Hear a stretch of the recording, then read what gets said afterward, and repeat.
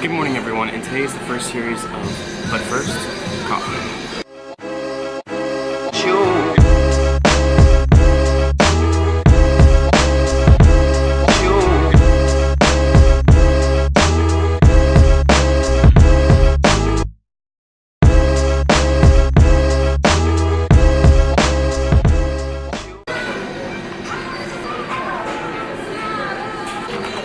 It's a little sweet. So, today is a first series of the first coffee. It's a Q&A series, new series that I'm doing, and I'm just going to start off rattling some questions, answering guys' questions. So, the first question we have is, while on a restricted diet in the military, college, stuff like that, what key things about your diet should you focus on?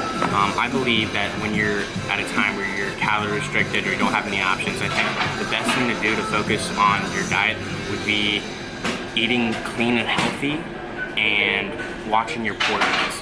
I feel like when we're at a situation where we don't have a lot of selection, the best thing to do is just focus on eating clean foods. I feel like at times at college there's a lot of foods that aren't the best for you, a lot of processed foods, and if you can focus on clean foods like, good protein like chicken, turkey, potatoes, rice, your vegetables, your fruits, anything that is like whole food and like really good for you, I think that's the best thing to do. Focus on nutritional foods that are going to help you with whatever you're doing. If you're in the military, you need that energy, you need that good food, you need those nutrients, so focus on good healthy foods. If you're in college, you got to stay healthy, you don't want to get sick, you need to be able to study for those exams, choose healthy foods. I think the other thing is portion sizes, especially with kids in college. They get to these dining halls where it's all you can eat, and there's pizza and burgers and fries and all kinds of stuff, and I think it gets to them and they get all excited to eat, and they put on the freshman 15, freshman 20, freshman 10, whatever it is, they put on a ton of weight. And I think when you're in college, it's very important to make sure your portion sizes are good. Only one plate of food, there's no need to eat 3 plates of food of just a bunch of junk. Choose healthy foods, make sure your portion sizes are good, and just watch what you're eating every day. Next question is, what are your thoughts on choosing what college is right for you? Choosing what college is right for you, I think that's a tough question, and it really comes down to what you are looking for specifically. I know when I chose a college, I thought I loved it. I was going for lacrosse, I was going for engineering, and I thought I was going to love the campus and all that. Turns out I didn't like it. I think when you're trying to figure out what college is right for you, it comes down to what you ultimately want. It can't come down to what your parents want, or what your friends want, or what your friends are doing, or what's cool to do. It really needs to come down on what you're looking for. You need to choose a college where you feel you're going to be at home and happy. Because going to a college as a great major is cool and all, but if you're ultimately not happy there and you don't feel like you're in an environment where you can grow and socialize with people and ultimately make the best out of the opportunity, it's not going to be worth it. You need to choose an area that you feel comfortable with, that you feel that you can grow, that you feel like at home. Anything that makes you uncomfortable, or you're doing it for because it's it's a prestigious college, or because their major is known, don't do it for that. Do it for the right reasons, which is what you ultimately want and what makes you feel comfortable and at home. Next question. What can I do to not be afraid of failing? This is tough. I know everybody struggles with failure. Everybody struggles with failing and who they're going to fail in front of and what people are going to think, and if they go out for something, if they fail, it's going to be embarrassment. I think the best thing to deal with failure is to go out and actually fail. And I know that sounds very odd, but once you fail a couple times, not that you're going to get used to failing, but you're not going to be uncomfortable with the idea of failing. And the problem with things is when people go towards a situation or a goal or a dream, they're so afraid of failure that they're not even going to start that process of actually going out and doing what they want to do. And I think when you're controlled by fear, it's not going to help you. So I think the best thing to do is go out and don't be afraid of failing. Don't be afraid.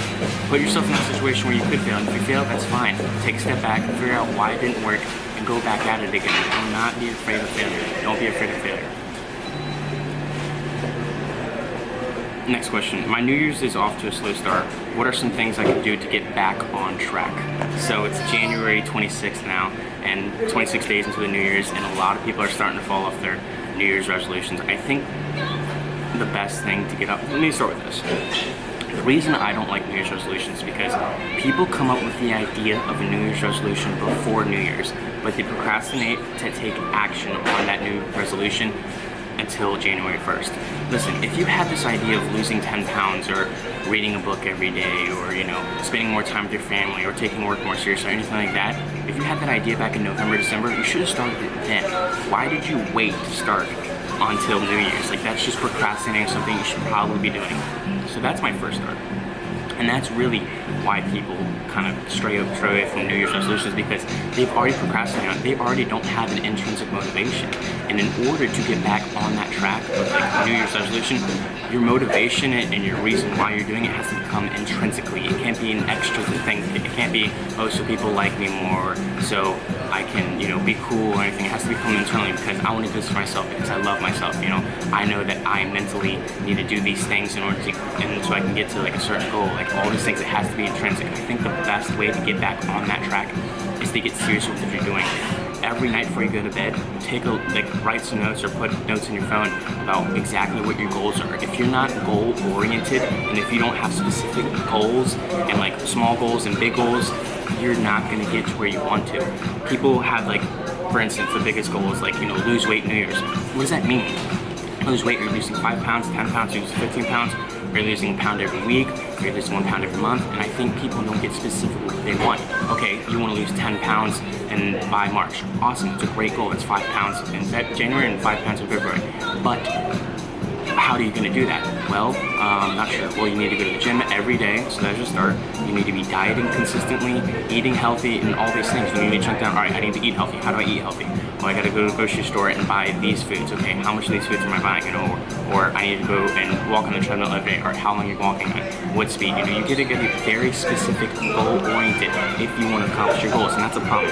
People go into goals and dreams without having goals, A, and B, not having specifics to what those goals are, and it prevents them from achieving them. And if you go into a situation where you're not specific on your goals, there's a good chance you're going to fail. And that's what's happened this New Year's. People have gone into New Year's resolution without any goal. They just have this idea, and it sounds all fancy and nice with the start, but before they take action, after they take action, they realize that they can't get there. It's because you aren't specifically goal-oriented, and you got to be able to audit yourself. You got to be able to remind yourself, look, I got to do this. No one else has to make you do it. You have to do it for yourself. You have to put yourself in a position where, all right, listen, Reed, I got to do this for you. I got to do this for myself. This is important for me. This is what I want, and I have to do that. And once you get to that position where you're consistently auditing yourself and making sure that you're doing what you need to be doing, then your goals will start to be achieved. So that concludes it for today's first coffee. Hope you enjoyed it. I'm going to be doing this every week. So ask me questions. If you like this, hit like, comment at the bottom, ask me questions for next week's series. Thank you.